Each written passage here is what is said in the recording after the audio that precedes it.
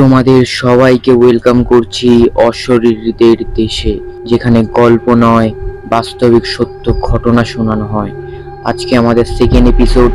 আমি আছি তোমাদের সঙ্গে সন্দীপন। তাহলে চলো ঘটনা শুরু করা যাক। হ্যালো রাহুল, শুনতে পাচ্ছিস? হ্যাঁ সন্দীপন বল, শুনতে পাচ্ছি। তাহলে কেমন আছিস? আমি তো খুব ভালো আছি, তুই কেমন আছিস বল? আমারও এই চলে যাচ্ছে। তার খবর কি? এই চলছে, যা গরম পড়েছে চলছে। জিনিসপত্রের তো দাম অনেক বেশি বেড়েছে, সেই জন্য মারাত্মক গরম। তাহলে শুরু কর আজকে ঘটনাটা, তুই যেটা বলছিলিস। আচ্ছা, আমার আজকে যে ঘটনাটা সেটা আমারই ঠিক 2-3টে বাড়ির পরে একটা ঘটনা আমি আজকে বলবো। তো আজকে থেকে বেশ কিছু বছর আগে, এটা 2020 সালের একটা ঘটনার কথা বলছি আমি। 2020 সালে আমাদের এখানে একটা ফুটবল প্রোগ্রাম শুরু হয়, মানে ফুটবলের জন্য একটা খেলার আয়োজন করা হয়। তো সেই খেলা যেদিনকে হয়, আমাদের ঠিক দুটো বাড়ির পরের বাড়িতে আমরা জানতে পারি যে আমাদের যে এক খুব কাছের এক কাকু, তিনি ক্যান্সার আক্রান্ত ছিলেন এবং তার শরীরে অনেক নানা রকম রোগ ব্যাধি ছিল। যথাযথ তার বেশ কিছু মাস ধরে চিকিৎসা চলছিল। তার অসুস্থতার খবর আমরা পাই, কিন্তু হঠাৎ করে আমরা শুনতে পাই যে কাকু মারা যান। এবার সেই ঘটনা জানার পরও আমরা জানতে পেরেছি, তারপরে আমরা আরো জিনিস জানতে পাই যে কাকু মারা যাওয়ার পরে 5 দিন মতো কাকুর বডিটাকে রেখে দেওয়া হয় বাড়িতে। কি বলছিস কি? হ্যাঁ, এটা অবিশ্বাস্যকর হলেও এটাই সত্য। এটা আইডেন্টিফাই করে পুলিশ তদন্ত করে বের করেছে যে এরকম বডিটাকে রেখে দেওয়া হয় এবং যথাযথভাবে বডিটাতে পচন ধরা শুরু হয়ে গেছিল। স্বাভাবিক ব্যাপার। হ্যাঁ, তো তারপরে সেদিনকে যেদিনকে আমাদের এখানে খেলা আয়োজন করা হয়েছিল, 20 জুলাই 2020 সালের কথা বলছি। সেই দিনকে খেলা যেদিনকে ছিল, সেই দিনকে কাকুর বডিটাকে আইডেন্টিফাই করে পোস্টমর্টমের জন্য নিয়ে যাওয়া হয়। আচ্ছা, এবার তারপরই যেহেতু আর তারপর সেই দিনটা ছিল হচ্ছে শনিবার। আরো বড় কথা, সেই দিনটা ছিল হচ্ছে শনিবার। আমাদের বাঙালিদের মত অনুসারে আমরা কিছু নিয়ম নীতি মানি, যেটা হচ্ছে শনি মঙ্গলবার কেউ মারা গেলে সেটা দোষ পায় একটা। হ্যাঁ, তো সেই তুইও হয়তো জানিস জিনিসটা। শুনেছি। তো এই দোষ পাওয়ার ব্যাপারটা আমি অতটা মানি না, কিন্তু আমাদের গুরুজনেরা মানে জিনিসটা। তো তিনি কাকু শনিবার দিনে মারা যায়। এবার দোষ পেলে কিছু কিছু জিনিস, মানে শ্রাদ্ধে যে কাজটা হয় সেটা যদি ভালো করে না করা হয়, তাহলে কিছু পজিটিভ এনার্জি আমরা চারিপাশে লক্ষ্য করতে পারি সেই জিনিসটার জন্য। মানে নেগেটিভ এনার্জি। হ্যাঁ, এমনি শ্রাদ্ধ শান্তির কাজ ঠিকঠাক না হলে এবারে দোষ কিন্তু আলাদা করে কাটাতে হয়। সেটা আমিও শুনেছি। তারপরে হলো গিয়ে যে কিছুদিনের মাথাতে সে কাজের অনুষ্ঠান করা হয়, কিন্তু কাজটা যথাযথভাবে ঠিকঠাক করে হয়নি। যত সম্ভব কাজটা হয়তো ঠিকঠাক করে হয়নি বা দোষটা হয়তো ঠিকঠাক করে কাটানো হয়নি। আচ্ছা, তো সেইটা নিয়ে ওদের ফ্যামিলি মেম্বারদের আমরা অনেক, মানে পাড়া প্রতিবেশী সবাই বলেছে যে এরকম ভাবে দোষটা কাটানো উচিত, এইভাবে কাজ করা উচিত না। কিন্তু তারা সকলেই বলে যে এরকম ওনাদের ফ্যামিলির তরফ থেকে কথা আছে, আমরা যেরকম করেছি আমরা এখন আর কিছু করতে পারবো। তারপরেই তার পরের সপ্তাহেতেই ওনার ছেলে, যেহেতু বাইরের দেশে চাকরি করতো, তো সেই জন্য ওনার ছেলে ওনার মাকে নিয়ে, যেহেতু মা একা এখানে থাকবে সেই জন্য মাকে নিয়ে এখান থেকে চলে যায়। তারপরে বেশ কিছু দিন চলে যাওয়ার পর, মোটামুটি 1 মাসের মাথায় আমরা জানতে পারি যে ওই বাড়িটাতে একটা ভাড়া নেওয়ার জন্য এসছে। তো স্বাভাবিক ও কাকুর বউ আসেন ভাড়াটেকে চাবি দেওয়ার জন্য, বাড়ি দেখানোর জন্য। তো তারা ভাড়াটেকে বাড়িও দেখান এবং ভাড়াটেরা তার পরের দিনই সব জিনিসপত্র নিয়ে ভাড়া চলে আসে বাড়িতে, অ্যাডভান্স করে বাড়িতে ভাড়া চলে আসে। এবার ঘটনাটা শুরু হয় ঠিক সেই দিন রাতের থেকে, যেদিনকে ওনারা ভাড়াটেরা এসছে। ভাড়াটেরা কজন এসেছিল? ভাড়াটেরা এসেছিল 4 জন। প্রথম ভাড়াটেরা এসেছিল 4 জন। একটা মেয়ে, বাচ্চা মেয়ে, একটা বাচ্চা ছেলে তার মা আর বাবা, 4 জন। তো সেই ভাড়াটেরা আসার পরে ওরা সেদিনকে রাত্রিবেলাটা ওই বাড়িতে কাটিয়ে নিয়েছিল, কিন্তু তারপরের দিন থেকেই ওরা লক্ষ্য করতে থাকে কিছু কিছু জিনিস যেগুলো ঘটছে ওদের সাথে। ওরা সেটাকে প্রথমে অলৌকিক জিনিস বা বিড়াল, আমরা যখন এখনকার সময় এখন আর সব ভূত প্রেতে বিশ্বাস করে না, স্বাভাবিক। তো এখন ধর এখন একটা ছাদের থেকে ইট পড়ে গেল বা ফুলের টপ পড়ে গেল বা কোথাও একটু আওয়াজ হচ্ছে, এইসব আমরা ধরে নিই যে বিড়াল হেঁটে যাচ্ছে, স্বাভাবিক যেরকম লোকে মনে করে। হ্যাঁ, কিন্তু এই জিনিসটা অবিশ্বাস্যকর হলেও সত্য যে ওনাদের সাথে যে ইনসিডেন্ট গুলো ঘটছিল সেটা সত্যি সত্যি ভৌতিক, মানে একদম রোমাঞ্চকর একটা জিনিস। যে হঠাৎ করে ওনারা শুনতে পায় রাত্রিবেলা যত রাত বাড়ে বাথরুমের কল অটোমেটিক খুলে যাচ্ছে, তারপর ছাদের থেকে ইটের সরার আওয়াজ পাওয়া যাচ্ছে, একটা গা ছমছমে পরিবেশ। হ্যাঁ, এটা একদমই সত্য ঘটনা, যেটার জন্য ওনারা কিছুদিনের মধ্যে, মানে এই জিনিসটা কন্টিনিউ 1 থেকে 1.5 সপ্তাহ ওনাদের সাথে চলেছে। তাও ওনারা কষ্ট করে এগুলোকে সহ্য করে নিয়ে ওনারা থেকেছিলেন 1-1.5 সপ্তাহ মতো। তারপরে ওনারা বাড়িওয়ালাকে জানান এই জিনিসটা যে এরকম আমাদের সাথে হচ্ছে, এরকম আমাদের ফেস করতে হচ্ছে, তা আমরা কি করবো, আপনি একটু আমাদের উপায় দিন, বা কি হয়েছিল বাড়িটাতে যে আমাদের এরকম, এইভাবে তো আমরা থাকতে পারবো না বাড়িতে না।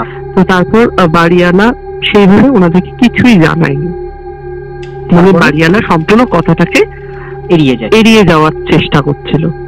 তো সেই তারপর থেকেই পাড়া প্রতিবেশীর থেকে হয়তো ওনারা জানতে পারেন এরকম ঘটনাতে কাজ ঠিক করে হয়নি, তার জন্য তার 2-3 দিনের মাথাতেই সেই ভাড়াটেরা বাড়ি ছেড়ে দিয়ে চলে যান অন্য জায়গায়। তারপরে সেই বাড়িটাতে আর কেউ ভাড়া আসেনি, সবাই তো একটা গুজব লোটে গেছে যে ভূতের বাড়ি এরকম একটা একজনের মানে একটা ফ্যামিলির কথাতেই আমাদের পাড়ার সবাই বিশ্বাস করে নিচ্ছিল যে ওটা একটা ভূতের বাড়ি, ভূত কিছু আছে। তো তারপরে তার ঠিক মানে যে ভাড়াটা চলে গেল তার বেশ কিছুদিনের মধ্যে, মানে 1-1.5 মাসের মধ্যে আর কেউ কোনোদিন ভাড়া আসেনি বাড়িটাতে, বাড়িটা ফাঁকাই ছিল। তো আমরা যত সম্ভব শুনতে পেরেছি পাড়া প্রতিবেশী থেকে যে রাস্তায় চলাকালীন কিছু কিছু লোক কমপ্লেন করেছিল ওয়ার্ড কাউন্সিলরের কাছে যে বাড়িটা থেকে নাকি অটোমেটিক লাইট জ্বলে উঠছে ঘরে। কি বলছিস? হ্যাঁ, কেউ নেই বাড়ি, পুরো একদম সম্পূর্ণ বাড়ি ফাঁকা, কেউ নেই বাড়িতে, অটোমেটিক বাড়ির লাইট জ্বলে উঠছে। রাত্রেবেলায় কি শুধুমাত্র এটা?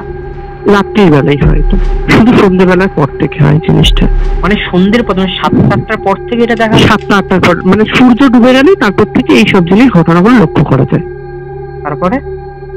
তারপরে 1-1.5 মাসের মাথায় ওই বাড়িতে আরেকজন ভাড়াটিয়া আসেন। তিনি সম্ভবত একজন ভদ্রমহিলা ছিলেন, একা একজন ভদ্রমহিলা ছিলেন, এবং আমার যত সময় মনে হয়, আমি যতজনের থেকে শুনেছি তিনি একজন তান্ত্রিক ছিলেন।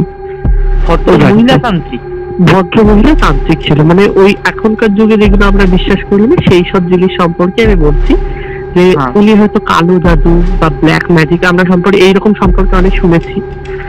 তো এরকম জাতীয় কিছু জিনিস উনি হয়তো করতেন। তো সেই জন্যই উনি যেদিন কি ভাড়া আসেন আমরা কেউ জানতেই পারিনি যে ওই বাড়িতে কেউ ভাড়া এসছে। তো হঠাৎ করে একদিন দেখি একজন ভাড়া এসছে ওখানে। তো অনেকদিন বাদেই এসছে, আমরা ভাবলাম ভালোই হয়েছে, আবার বাড়িটাতে একজন ভাড়াটে এসছে। উনি কি করেন, তার পরের দিনই সকালবেলা, মানে সেই দিনটা উনি থেকেছেন পুরোটা বাড়িটাতে, পরের দিন সকালবেলা উনি বাড়ির চারিদিকে জানলা, কপাট, দরজা সব কালো প্লাস্টিক থেকে আটকে দেন।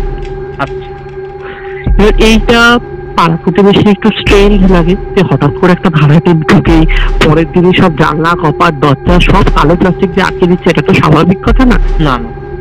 আর নর্মাল আমরা নেট লাগাই দরজা জানলায়, মশা যাতে না ঢুকে নেট লাগাই, উনি সম্পূর্ণ কালো প্লাস্টিক দিয়ে ঢেকে দিয়েছে, মানে এপার ওপর ট্রান্সপারেন্টও না, বুঝতে পেরেছি, পুরো একদম কালো প্লাস্টিক পুরো ঢেকে দিয়েছে, জানলা, কপাট, দরজা চারিদিক থেকে সব আটকে দিয়েছে। তারপর রাতে বেশ কিছুদিনের মাথায় 2-3 দিন ধরে তাদেরই পাশের বাড়ি থেকে কমপ্লেন আসে যে ওনার ঘর থেকে নাকি অনেক জোরে মন্ত্র পাঠের আওয়াজ আসে, মানে মন্ত্র পড়ে, তারপর চিৎকার, খুব জোরে জোরে চিৎকারের আওয়াজ আসে। কিরকম চিৎকার? চিৎকার মানে হয়তো কোনো অশুভ শক্তি ওনার মধ্যে ভর করতো, তার জন্য হয়তো উনি সেটাকে সহ্য না করতে পেরে হয়তো চিৎকার করতো। এবার আমি তো এগুলোতে কোনোদিন বিশ্বাস করি না, তো কেউই বিশ্বাস করে না বললে, কিন্তু এটা হয়েছে, সত্যি হয়েছে। আর সেই প্লাস্টিক গুলো বিশ্বাস করবে না সন্ধ্যেক্ষণ, এখনো সেই বাড়িটাতে কিন্তু টানানো আছে, এখনো রয়েছে, এখনো সেই বাড়িটাও রয়েছে, আর বাড়িটাতে সেই প্লাস্টিক গুলো টানানো রয়েছে। তারপরে তো সেই বাড়িটাতে তারপরে পাড়ার লোকে, উনি নিজে থেকে উঠতে চাননি, পাড়ার লোকেই ইচ্ছা করে ওনাকে বাড়িটা থেকে বের করে দেন। কারণ আমরা পাড়ার লোকে চাইছিলাম না এরকম কোনো নেগেটিভ এনার্জি আমাদের পুরো পাড়ায় ছড়িয়ে পড়ুক। তো সেই জন্য আমরা যেহেতু বুঝতে পেরে গেছিলাম যে এরকম উনি কালো জাদু বা তন্ত্র সাধনা করছে, তো সেই জন্য ওনাকে আমরা বের করে দিয়েছিলাম আমাদের পাড়ার লোক থেকে। তো সেইখানে তারপর উনি চলে যাওয়ার পরে ঠিক 1 থেকে 1.5 মাসের মাথাতেই যেটা অসম্ভবই আমার নিজের রিয়েলাইজ করা একটা জিনিস, যেটা আমি আমার চোখের সামনে দেখেছি, সেটা হচ্ছে 1 থেকে 1.5 মাসের মাথাতেই আমাদের ঠিক পাশের বাড়ি একটা দিদির বিয়ে হয়েছিল। তো সেই দিদির বিয়ের যেহেতু দিদির বাড়িটা একটু ছোটর মধ্যে, তো অত লোক যেহেতু ধরবে না, ওই জন্য একটা ছোটখাটো বাড়ির জোগাড় করা চলছিল, যে আত্মীয় স্বজন সব আসবে, থাকবে কোথায়, কোনো বিয়ে বাড়ি তো সেভাবে ভাড়া করা হয়নি, তাই জন্য আমাদের ওই এরিয়ার মধ্যে আমাদের ওই পাশের এই একটা বাড়ি ফাঁকা ছিল। তো সেই বাড়িটাকে আমরা 2 থেকে 3 দিনের জন্য ভাড়া নিই, বিয়ের যতদিন, বিয়ের 3 দিনের জন্য ভাড়া নিই, লোকজন থাকবে খাওয়া দাওয়ার জন্য একটু, সেই জন্য ভাড়া নেওয়া হয়। তখন আমরা ভাড়া নিই। আর যেহেতু আমি এতক্ষণ যেটা বলছিলাম সেটা হচ্ছে বাড়িটা যেহেতু দোতলা বাড়ি, তো সব ভাড়াটেরা আসছিল নিচের তলায়, মানে গ্রাউন্ড ফ্লোরে ভাড়া থাকার জন্য। আর ওনারা মানে বাড়ির যে ওনার কাকু কাকিমা তারা থাকতেন হচ্ছে দোতলায়। দোতলাটা সম্পূর্ণ ফাঁকা, দোতলাতে কাউকে ভাড়াও দেওয়া হয়নি এতদিন পর্যন্ত। আমার দিদির ওই বিয়ের জন্য ভাড়া নেওয়া হয়েছিল হচ্ছে দোতলাটাকে। এবার দোতলাতে যাওয়ার পরে সব ঘরদোর পরিষ্কার করা হয় বিয়ের ওর জন্য। তো সব ঘরদোর পরিষ্কার করার পরই আমরা দুপুরেও খাওয়া দাওয়া করি ওখানে, এরকম কোনো নেগেটিভ এনার্জি আমরা কিছু ফিলিং করিনি, আমি নিজেই গেছিলাম, তো সেরকম কিছু নেই। কিন্তু হ্যাঁ সুন্দর একটা কথা বলবো, যে ঘরগুলো এতটাই ফাঁকা, আর মানে ছবিগুলো এমন, এক একটা ছবি যেগুলো দেখলে মানে ভিতর থেকে কিরকম একটা নেগেটিভ এনার্জি উঠে আসে, যেমন সত্যি কিরকম তুই হয়তো যামিনী রয়ের যে পিকচার্স গুলো দেখেছিস, ওই রকম টাইপস অফ পিকচার, মানে ওরকম টাইপস অফ পিকচার, মানে কাকু হয়তো ওরকম টাইপস অফ পিকচার পছন্দ করতেন, বুঝতে পেরেছি। নর্মাল ঠাকুর দেবতার পিকচার নয়, একটু অ্যান্টিক টাইপস অফ পিকচার, আর জিনিসপত্র সব অ্যান্টিক টাইপস হচ্ছে। তারপরে এবার তারপরে একটু গা চঞ্চলের পরিবেশ ছিল, কিন্তু সেটাতে আমরা যে কোনো অসুবিধা হয়নি। অসুবিধাটা হচ্ছে ঠিক বিয়ের দিনকে রাত্রিবেলা, সব বিয়ের দিন রাতে, তো বিয়ের মানে আমাদের বাড়িটা ভাড়া নেওয়া ছিল বিয়ে, তারপর দিন আর বউ ভাত, এই 3 দিনের জন্য। তো বিয়ের দিনই রাত্রিবেলা, সেই দিনকেই রাত্রিবেলা বিয়ে ঠিয়ে হয়ে যায়, সন্ধ্যা লগ্নে বিয়ে ছিল, বিয়ে ঠিয়ে মিটে যাওয়ার পরে দিদিরা সব এই বাড়িতে চলে আসে। এবার যেহেতু এই বাড়িতে প্যাকটাপ লোক ছিল, সেই জন্য দিদি আর জামাইবাবুকে শুতে বলা হয় ওই বাড়িতে দোতলায়। আচ্ছা, মানে সদ্য বিবাহিত করার পরই ওনাদেরকে হ্যাঁ ওই দোতলায় বাড়িতে শুতে বলা হয়, তার সাথে আরো লোকেরা ছিল। এবার অত লোকজন থাকা সত্ত্বেও এবার দিদি কি করেছে, যেহেতু বিয়ের মেকআপ বুঝতেই পারছিস বিশাল একটা ভারী মেকআপ, কোনেদের অনেক জিনিসপত্র থাকে, তো অত কিছু নিয়ে তার রাত্রিবেলা শোয়াটা সম্ভব নয় না। দিদি পুরো ফ্রেশ হয়ে সবকিছু ছেড়ে ছুড়ে ফ্রেশ হয়ে মুখ টুক ধুয়ে গামছাটা দিয়ে ঠিক মুখটা মুছতে মুছতে নিচের দিকে যাচ্ছিল, মানে বাথরুম থেকে নিচের দিকে যাচ্ছিল সিঁড়ি দিয়ে এই বাড়িতে আসার জন্য।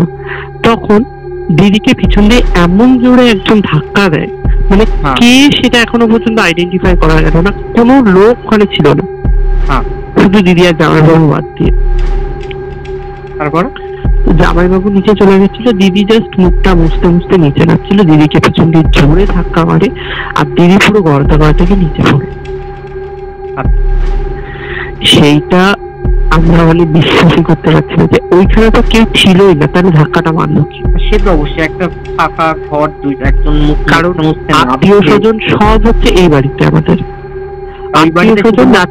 আত্মীয় স্বজন রাত্রিবেলা গিয়ে শোবে ওই বাড়িতে, কিন্তু তখনও পর্যন্ত, তখন যেহেতু অত রাত্রি হয়নি, 10টা 10:30 বাজে, তো তখনও পর্যন্ত আত্মীয় স্বজন সব এই বাড়িতে। মানে তখন ওই দিদি আর জামাইবাবু ওখানে দিদি আর জামাইবাবু শুধু ফ্রেশ হতে গেছে, ব্যাস, আর কিছু না, শুধু ড্রেসটা চেঞ্জ করে ফ্রেশ হয়ে ওরা এই বাড়িতে আসবে। তারপর ওই যে আমাদের একটা বাঙালিদের রিচুয়াল, বাসনের মতো একটা আয়োজন করা হয়, তো সেইটা হবে রিচুয়ালটা। তো অত ভারী মেকআপ নিয়ে না করে ফ্রেশ হয়ে শুধু আসবে। এর মধ্যে এরকম একটা ঘটনা শোনা যায়। তারপর আমরা তাড়াতাড়ি করে যাই ওখানে গিয়ে, কিন্তু আমরা এখনো পর্যন্ত বুঝতেই পারলাম না যে ধাক্কাটা মারলো কি, কারণ জামাইবাবু নিচে দাঁড়িয়ে রয়েছে আর দিদি উপর দিয়ে আসছে। তো সেটা একটা ভৌতিক জিনিস আমার যেটা লেগেছিল, মানে আমার হয়তো লেগেছিল, সেটা আমার একটা খুব ভৌতিক জিনিস লেগেছে। এটা স্ট্রেঞ্জ, সবার জন্যই এটা স্ট্রেঞ্জ ছিল না, তাহলে তো যে হোঁচট খেয়ে পড়ে গেলে তো বোঝা যাবে হোঁচট খেয়ে পড়েনি, কারণ দিদি নিজেই বলেছে মুখে যে আমাকে পেছন দিয়ে কেউ জোরে ধাক্কা মেরেছে, মানে ভালো ফোর্সলি ধাক্কা মেরেছে। তারপরে ওর বাড়িটাতে থাকেনি ওরা। তারপরে আমরা আমাদের পুকুর বাড়ি একটা নান্দিক বলে একটা বিয়ে বাড়ি রয়েছে, সেই বিয়ে বাড়িটা আমরা তারপরের দিনই ভাড়া করেছি। এবার সেই রাতে কি ওরা থেকেছিল? না, সেই রাতে ওটা থাকেনি, সবাই আমরা এই বাড়িতেই ছিলাম, ওই বাড়িটা ছেড়ে দিয়েছি, ওই বাড়িতে কেউ ছিলই না রাত্রিবেলা। এক্স্যাক্টলি দেখবি রাহুল, এই যে বিয়ে জিনিসটা, কোনো বিয়েটা হওয়ার পর বা কোনো সদ্যজাত মহিলার বাচ্চা হওয়ার পর একটা গা থেকে একটা আতর স্মেল ছাড়ে। এই জিনিসগুলো না নেগেটিভ এনার্জিকে খুব একেবারে অ্যাট্রাক্টেড করে। হ্যাঁ ঠিকই। সবাই মাত্র যখন বিয়ে হয়েছে না, তখন সেই সময় ওদের গা থেকে একটা ছেলে মেয়ে দুজনের গা থেকে একটা গন্ধ ছাড়া, অন্যরকম একটা গন্ধ ছাড়া, যেগুলো শোনা গেছে আমাদের। সেই সময় মানে ওনাকে অ্যাট্রাক্ট করেছিল এই গন্ধটা, হয়তো সেই নেগেটিভ এনার্জিকে সেই সময় ওকে পারতো হয়তো। হ্যাঁ, এটা হতেই পারে। এবার তারপরে যাই, তারপরের থেকে আমরা ওই বাড়িটা যাইনি। এবার দিদি বিয়ে মিটে যায়, 1-1.5 মাস আবার হয়ে যায়। এরকম ভাবেই বেশ কিছুদিন আগে, মানে এখন থেকে প্রায় 6 থেকে 7 মাস আগে, ওই বাড়িতে দিদির বিয়ে মিটে যাওয়ার ঠিক 2 থেকে 3 মাসের মাথাতেই ওই বাড়িতে একজন ভাড়াটে আসে, আবার একজন ভাড়াটে, বুঝতে পারছি, এই নিয়ে 3 নাম্বার ভাড়াটে। আবার সেই ভাড়াটে আমার খুব পরিচিত একটা বন্ধু, সে বাড়ি খুঁজছিল, তো তাকে আমরা বলিনি, সে নিজেই একজনের থ্রুতে এই বাড়িটাতে আসে। আর যখন সে জানতে পারে যে আমার বাড়ির ঠিক তার 2টো বাড়ি পরে, তো সেই জন্য সে আরো খুশি হয় যে না, এই বাড়িতেই থাকবো আমরা, এরকম একটা ডিসিশন নেয়।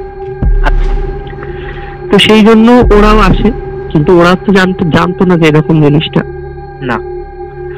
এবার সেই বন্ধু তার ফ্যামিলি মেম্বারকে সবাই মিলে এখানে আসে। এবার তার দিদি, সে আর তার বাবা মা, এই 4 জন আবার সে বাড়িতে আসে কন্ট্যাক্ট করে।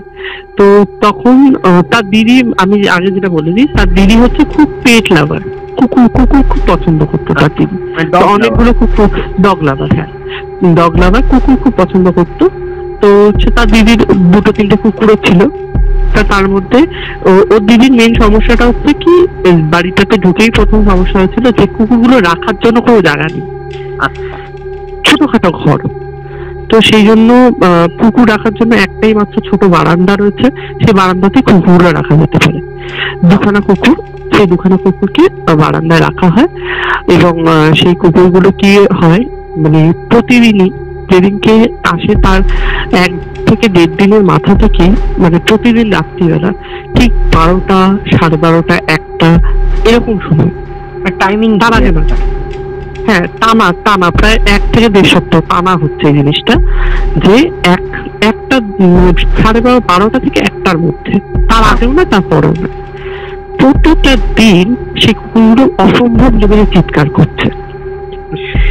আমরা ওগুলো হচ্ছে বড় বড়, মানে যেটা আমরা বাড়িতে পুষি সেই কুকুর, বড় বড় কুকুর। কটা ছিল? কুকুর ছিল 2টো কুকুরই অটোমেটিক 12টা 1টার মধ্যে, 12টা 1টার মধ্যে 2টো কুকুরই খুব চেঁচামেচি করছে, গেটের দিকে তাকিয়ে চেঁচামেচি করছে। গেটের বাইরে এবার ছিল বা অন্য কোনো কুকুর বা কিছু সামথিং? না, বাড়িতে অন্য কোনো কুকুর নেই। আর ও দিদির কথা অনুযায়ী যে আমার কুকুর অন্য জায়গাতেও ছিল, এরা দুজন। আর আমার এই দুটো কুকুর পুরো একেবারে ট্রেনিং নেওয়ানো কুকুর। তো এই জন্য এরা চিৎকার করে না স্বাভাবিক লোককে দেখলে। কিন্তু আরো মেন কথা হচ্ছে যে এটা হতেই পারে যে রাস্তার কুকুরকে দেখলে আমাদের এখানকার মানে যে পেট কুকুর তারা একটু চিৎকার করে, বা আমাদের পেট কুকুরকে দেখলে রাস্তার কুকুর একটু অ্যাগ্রেসিভ হয়ে ওঠে।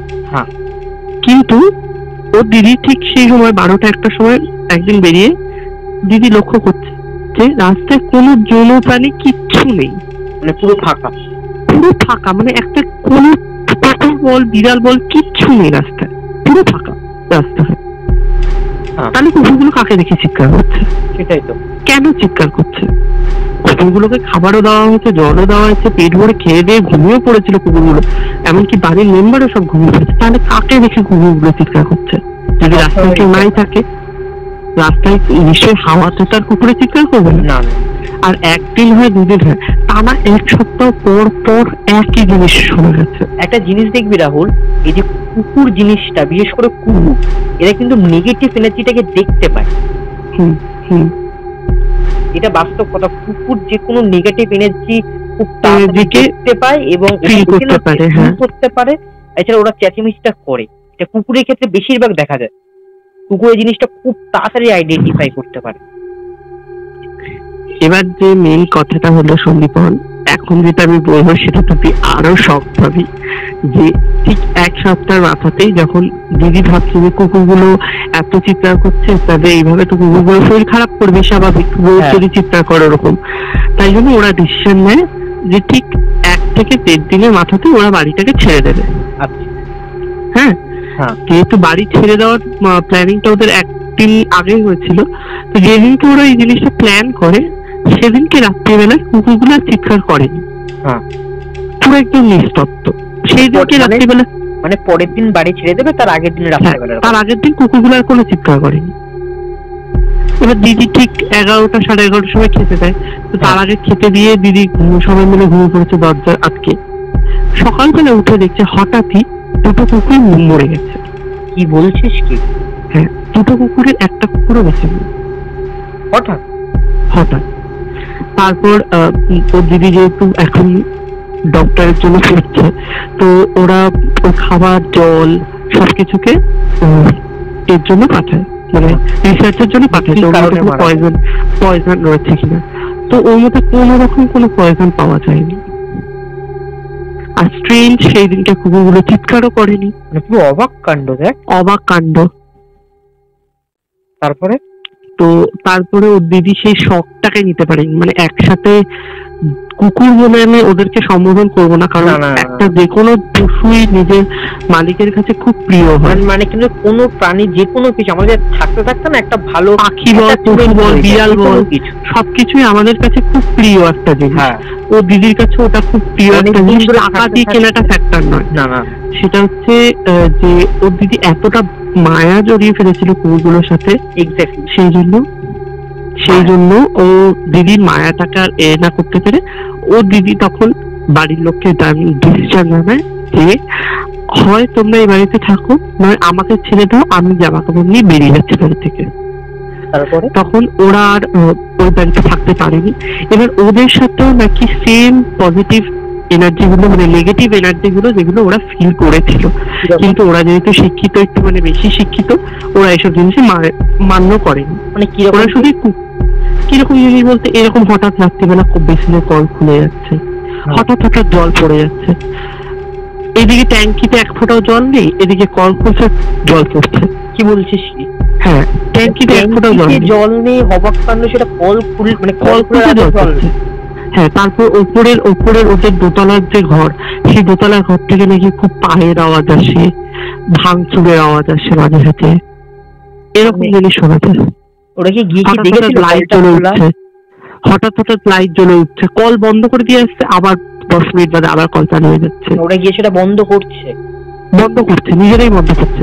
আর ওরা একটা জিনিস, মানে দেখবি আমাদের চারপাশে যদি কোনো নেগেটিভ এনার্জি থাকে, আমরা সেটা ফিল করতে পারি কিছু একটা আছে, গাটা ছমছম করে। তো ওদেরও সেরকম একটা ফিলিংস হচ্ছিল। ওরা সেটাকে এড়িয়েই চলছিল। ওরা এতদিনই পর্যন্ত ভাবছিল হয়তো দোতলায় কোনো বিড়াল এসছে, বিড়ালে এরকম করছে। কিন্তু দেখবি এইটা কোনো নেগেটিভ এনার্জি যদি কোনো বাড়িতে থাকে না, তাহলে দেখবি যে ইলেকট্রিসিটি মানে যে এইসব ভাইবস গুলো এরা খুব অ্যাট্রাক্ট করে। মানে কি বলতো, ব্লিঙ্কিট হয়, ভোল্টেজ লো আপ ডাউন সামথিং হয়, এরকম হয়। হ্যাঁ, এরকম হয়, অ্যাডজাস্ট হয় না। হ্যাঁ, এরকম জিনিসটা আমিও দেখেছি, এরকম হয়। এবার তারপরে ওরাও বাড়ি ছেড়ে দিয়ে চলে যায়। মানে লিটারালি একটা বাড়ি থেকে 4 জন ভাড়াটে এইভাবে চলে যায়। তো তারপরে স্বাভাবিক এখনো পর্যন্ত এতদিন পর্যন্ত বাড়িটাতে এখনো ভাড়াটে আসেই, পুরো বাড়িটাই ফাঁকা ছিল। বাড়িটাতে পুরো তালা পড়ে গেছিল। বিশেষ করে আমাদের কাউন্সিলর থানায় জানিয়ে সে বাড়িটাকে সিল করিয়ে দেওয়া হয়। সিল হয়ে যায় বাড়িটাতে। যেহেতু এতবার, একটা জিনিস বুঝতেই পারছি, এতবার কমপ্লেন আসছে লোকের তরফ থেকে, পাড়ার লোকের স্ট্রেঞ্জ একটা ভাবছে, ভয়ের মধ্যে রয়েছে, আতঙ্কের মধ্যে রয়েছে, তাই ওটা ভূতেরই বাড়ি। হ্যাঁ, ভূতুরে বাড়ি। এখন একটা লোকের মনে একটা বিশ্বাস জন্মে গেছিল যে ওটা ভূতেরই বাড়ি, ওটা ভূতের কাছে হতেই পারে না। বাস্তবে একটা ভূতের বাড়ি যা বোঝা যাচ্ছে ঘটনা। হ্যাঁ, এবার এত কিছু পরে তুই বুঝতেই পারছিস যে এত কিছু ঘটনা ঘটেছে একটা বাড়িতে। তারপরে হঠাৎই যেহেতু পুলিশ এসে সিল করে দিয়ে যায়, এখন থেকে প্রায় 1 মাস আগের কথা বলছি, এখন থেকে 1 মাস আগে সেই বাড়িওয়ালারা আবার সেই বাড়িতে আসে এবং বেআইনি ভাবে সেই সিলটাকে ওনারা খোলায়। মানে কোনো আইন ছাড়াই ওনারা সিলটাকে আবার খোলায়। সেখানে আইন ছাড়াই মানে কোনো পুলিশ আইন ছাড়াই, মানে পুলিশ এসে যেখানে করে দিয়ে গেছে সেখানে ওনারা বেআইনি ভাবে সিলটাকে, মানে তালাটাকে ভাঙে, লিটারালি ইট দিয়ে ভেঙে ওনারা আবার সেই বাড়িটা রং করে পরিষ্কার করে এই করে। আমরা আমাদের পাড়া প্রতিবেশী থেকে আবার কমপ্লেন করা হয়েছিল, কিন্তু তারা কোনো মানে গ্রাহ্যই করেনি কথাটাতে। এড়িয়ে চলে গেছে পুরো জিনিসটাকে, এড়িয়ে তারপরে তারা বাড়িঘর আবার ভালো করে, মানে নিচের তলাটা ওনারা কিন্তু দোতলায় কিছুই করছে না, সম্পূর্ণটা কিন্তু নিচেই, মানে যত রং বল, পরিষ্কার বল, যাবতীয় সবকিছু ভাড়াতে সব নিচে দিচ্ছে, দোতলায় কিন্তু কাউকে দিচ্ছেই না। দোতলায় কি ওনারা থাকতো? মানে দোতলায় থাকতো হচ্ছে কাকু কাকিমা, আর কাকুর যে বডিটা সেটা দোতলাতেই ছিল। তারপরে ওনারা ঘর দুয়ার পরিষ্কার করে আবার ওই বাড়িতে একটা ভাড়াটে আনেন। আবার এক ছেলে এবং তার মা। মানে ঘটনাটা শুরু হয় হচ্ছে ওনার ছেলে চাকরি করতো, তো চাকরির সূত্রে যেহেতু আমাদের মধ্যমগ্রামে চাকরি করতো, সেই জন্য মধ্যমগ্রামের নিয়ারেস্ট ওনারা থাকতো হচ্ছে নিউ ব্যারাকপুরের দিকে। তো সেই জন্য আসতে যাতায়াতে একটু অসুবিধা হচ্ছিল। ওনার ছেলে ছিল হচ্ছে মানে একটু মাথার একটু প্রবলেম বলতে পারিস। তো সেই রকম ভাবে একদিনকে হঠাৎ করে যখন ভাড়াটেরা আসে এরকম ঘর দুয়ার দেখে, তারপর ওনারা ভাড়াটেরাও শুনতে পায় পাড়া প্রতিবেশী থেকে যে এটা ভূতের বাড়ি। তখন ওনারাও একটা ভয়ের মধ্যে রয়েছে যে হঠাৎ এরকম পাড়া প্রতিবেশী এরকম কেন বলছে, আমাদের বাড়িটা ভূতের বাড়ি। তখন ওনারাও একটা মধ্যে থাকে। 1 থেকে 1.5 সপ্তাহ মাথাতেই ছেলেটা বলছে যে প্রতিদিন রাতে আমি আমার মার মধ্যে ভূত দেখতে পাচ্ছি। কি বলছিস? আমার মা আমার গলা টিপে ধরছে এসে মাঝামাঝি। মানে ও দেখছে যে ওর মা অটোমেটিক রাত্রিবেলা হেঁটে বেড়াচ্ছে ঘর জুড়ে। এটা হয় রাত্রিবেলা হেঁটে বেড়ানোটা, এটা কোনো ভৌতিক জিনিস নয়। অনেকের অনেক ফোবিয়া থাকে, ফোবিয়ার জন্য হতেই পারে, কিন্তু এরকম গলা টিপে বেড়াচ্ছে, তারপর এরকম মানে এইগুলো তো কানে শুনে কি করে যে বিশ্বাস মানুষকে করানো যাবে, এটা আমি অবিশ্বাস্যকর বললেই আমি বিশ্বাস করি। এখন তুই যে বললি এগুলো, তুই সে কথাটা যে করে বললি, কথাটা শুনে লিটারালি আমার গায়ে কাটা দিচ্ছে। এটা সত্যি একদম বাস্তব ঘটনা। আর এখনকার মানে এখন আমাদের পাড়ায় এসে এই কথাগুলো জিজ্ঞেস করলে সবাই বলতে পারবে এগুলো, তারপর যাকে জিজ্ঞেস করবে সেই বলতে পারবে। তো তারপরে এরকম ভূত দেখার পরে হঠাৎ করে একদিন ছেলেটা সহ্য না করতে পেরে ও মার উপর একদম আঘাত করে বসে, মানে অ্যাটাক করে বসে। পরবর্তীকালে দেখা যায় যে সেই মা কোনো দোষ না করে ছেলেটার উপর কিছু একটা নেগেটিভ এনার্জি হয়ে থাকে। আমি এটাই ভাবছিলাম যে দেখবি কোনো নেগেটিভ এনার্জি প্রসেস করলে তাদের অনেকে মনে হয় যে আমার সামনে যারা আছে তারাও নাকি ছেলেটাকে আমরা লাস্টে জানতে পারি যে ছেলেটাকে এরকম কিছু একটা ভর করেছে। মানে ছেলেটা যেহেতু মাথায় একটু সমস্যা ছিল, তো ছেলেটার মাথায় কিছু একটা ভর করে, যার জন্য ছেলেটা এরকম কিছু দেখতে পাচ্ছিল। তো তারপরে তাড়াতাড়ি করে আমাদের সেদিন রাত্রিবেলাটা আমাদের যে কিভাবে কেটেছে বন্ধুগণ, ঠিক রাত্রি 12টা থেকে 1টার সময় ঘটনাগুলো হচ্ছে। মারপিট, রাস্তায় ছেলে মারপিট চলছে তখন। কাকে? ওই ছেলেটা তার মাকে। ছেলেটা লিটারালি মাকে মারছে, রাস্তায় মারছে, দা দিয়ে মারতে গেছে, বুঝতে পারছিস? তারপরে মানে এমন, এই বাড়িতে ঢোকার আগে ওনার মার কথা হচ্ছে এই বাড়িতে ঢোকার আগে ওনার ছেলে এরকম ছিলই না। বুঝতে পেরেছি। এই বাড়িতে ঢোকার পর থেকে ওনার ছেলে পুরো সম্পূর্ণভাবে বদলে যায়। মানে এনার্জিটা ভালোভাবে ক্যাচ করেছিল ছেলেটাকে, ভালো করে ক্যাচ করে। এমনি মাথায় একটু ডিফেক্ট ছিল। এবার মেন কথা যেটা হচ্ছে ছেলের বক্তব্য আমার মার মধ্যে ভূত ভর করেছে, আর মার বক্তব্য ছেলের মধ্যে ভূত ভর করেছে। তারপরে এই সমস্যার সমাধান কে করবে? এই সমস্যার সমাধান করার জন্য তখন কাউন্সিলর আবার পুলিশকে ডাকে। পুলিশ তখন বলে যে আমরা তো এই বাড়িটা সিল করে দিয়ে গেছিলাম, তাহলে এই বাড়িটা ভাড়া দিল কি করে উনি? তারপরের দিনই সকালবেলা ভাড়াটে সমেত ভাড়াটে আবার চলে যায়, মানে ভাড়াটাকে তুলে দেওয়া হয় বাড়ি থেকে। আর বাড়িওয়ালাকে ডেকে আনা হয়, বাড়িওয়ালাকে ওয়ার্নিং সমেত বলে দেওয়া হয় যে বাড়িকে আমরা সিল করে দিলাম, আর বাড়িতে ভাড়া দেবেন না। তো তখন বাড়িওয়ালারা ঠিক আছে বলে কাগজপত্রে সই করে তারা মেনে নেয় যে বাড়িটা ভাড়া দেওয়া হবে না, যদি কোনোদিন ভবিষ্যতে প্রমোটিং এ দেওয়া হয় তাহলে বাড়িটা সম্পূর্ণভাবে ভেঙে ফেলা হবে। তো তারপরে ওনারাও সিল করে দিয়ে যায়। ঠিক সেই দিনকে রাত্রিবেলা, মানে যেদিনকে সিল করে দিয়ে যায় সকালবেলা, সেদিনকে রাত্রিবেলা তালাটা অটোমেটিক খুলে যায়। কি বলছি? হ্যাঁ, সকালবেলা উঠে আমরা দেখতে পাই তালাই নেই, কেটে ফেলে সিল করে দেওয়া তালাটাই নেই। তারপরে যেটা হয় যে ওই বাড়িতে আবার, মানে কি বলবো আর, মানে আমার নিজেদের হাসি পাচ্ছে এখন, আবার একজন ভাড়াতে আসে, যারা রিসেন্ট এসছে 1 সপ্তাহ হয়েছে, তো তারা এখনো ভাড়া আছে ওই বাড়িতে। এখন আপাতত পর্যন্ত তাদের মধ্যে সেরকম কোনো নেগেটিভ কথা শোনা যায়নি, তো এখনো তারা রয়েছে। আর তারা বাড়িতে ঢোকার আগেই ভালো করে সত্যনারায়ণের পুজো করে হোম যজ্ঞ করে ঢুকেছিল, তো তাতে হয়তো যতটুকু নেগেটিভ এনার্জি বাড়িটা আমাদের ছিল হয়তো সেটা চলে গেছে, কারণ ঠাকুরের পুজো হয়েছে, ভালো করে যজ্ঞ হয়েছে। তো সেই জন্য এখন তারা হ্যাপি ফ্যামিলি, 3 জনের পরিবার, ছেলে, মা আর বাবা, 3 জনের পরিবার রয়েছে। এখনো পর্যন্ত 1 সপ্তাহ টানা ওনারা রয়েছে, কোনো রকম কোনো সমস্যা হয়নি। 1 সপ্তাহ আগে ওনারা এসেছে, 1 সপ্তাহ আগে ওনারা এসেছে, এখনো পর্যন্ত কোনো সমস্যার সম্মুখীন ওনারা হয়নি। করে দিয়ে গেছে, সিল করে দিয়ে গেছে। এবার বাড়ি আনার মেইন কর্তব্য হচ্ছে বাড়ি আনার। তারপর আমরা জানতে পারি যে বাড়িওয়ালা ভাড়াই দেয়নি। ভাড়াটা তাহলে কি করে আসলো কারো পারমিশন ছাড়া? এটা তো অবশ্যই, এটা সম্ভব কি করে? ভাড়াতে এবার দেখাচ্ছে যে আমাদের কাছে কোর্টের পেপার রয়েছে, আপনি নিজে সাইন করেছেন, এখানে আমাদের ভাড়া দিয়েছেন আপনি।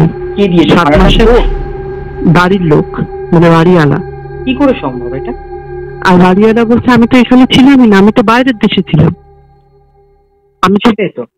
আমি তো প্লেনে করে যেদিনকে সিল করেছি সেদিনকে দুপুরে ফ্লাইট ছিল, আমি বাইরের দেশে ট্রেনে চলে গেছি, তাহলে কি করে ভাড়া দেয়? আমি কি করে সই করবো? কিন্তু কাগজের মধ্যে ওনার স্বাক্ষর রয়েছে। কতদিন আগে স্বাক্ষর দেখে মানে জানা গেছিল যে কবে সাইনটা করেছে? ঠিক 1 সপ্তাহ আগেকার।